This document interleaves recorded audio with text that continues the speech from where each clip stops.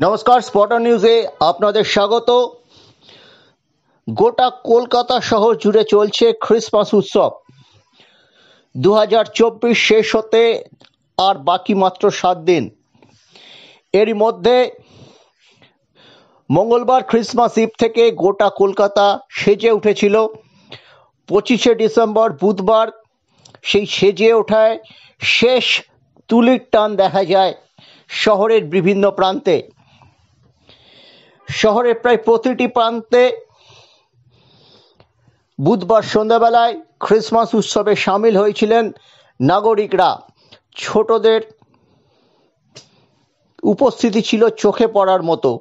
কিন্তু এবার ক্রিসমাস উৎসবে ব্যতিক্রমী নজির গড়ল লালকা মাঠের একটি অনুষ্ঠান।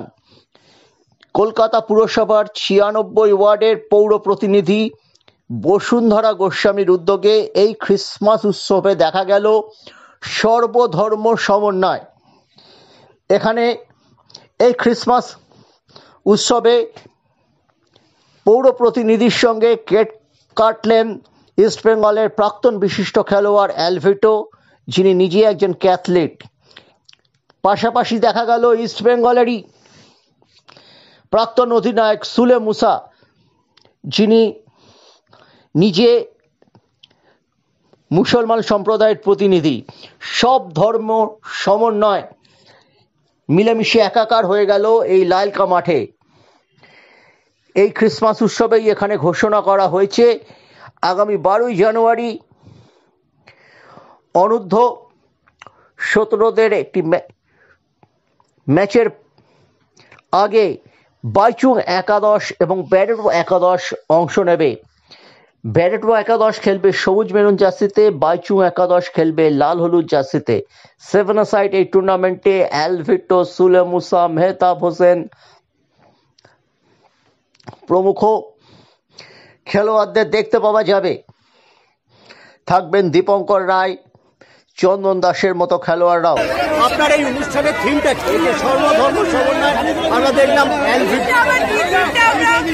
সমস্ত উৎসবেই সবার সাথে পালন করি। সমস্ত উৎসবে ক্রিসমাস হোক, পুজো হোক, নববর্ষ হোক। এই মুহূর্তে আমাদের সঙ্গে অ্যালভিটো আছে, যে খ্রিস্টান, Sule Musa who is Muslim and we are Hindu. উৎসবটা আমাদের কাছে কোনো ধর্মীয় উৎসব নয়, উৎসবটা উৎসব। উৎসবটা সবার, ধর্ম যা যায়। অ্যালভিটো, কিরম লাগছে তোমার? খুব ভালো লাগছে। আমি ক্রিসমাস গোয়ায় খুব মিস করি, কিন্তু এই জায়গায় এসে মনে হচ্ছে আমি কোনো ক্রিসমাস মিস করছি না। এত সুন্দর একটা প্রোগ্রাম, সুন্দর একটা সাজানো হয়েছে, অ্যান্ড ডেফিনেটলি এই কেক কাটিংটা দেখে আরো ভালো লেগেছে। Sule Musa, what is your reaction? Yeah, I'm feeling happy tonight because we are celebrating Christmas. It's nice to be here to enjoy together with all people.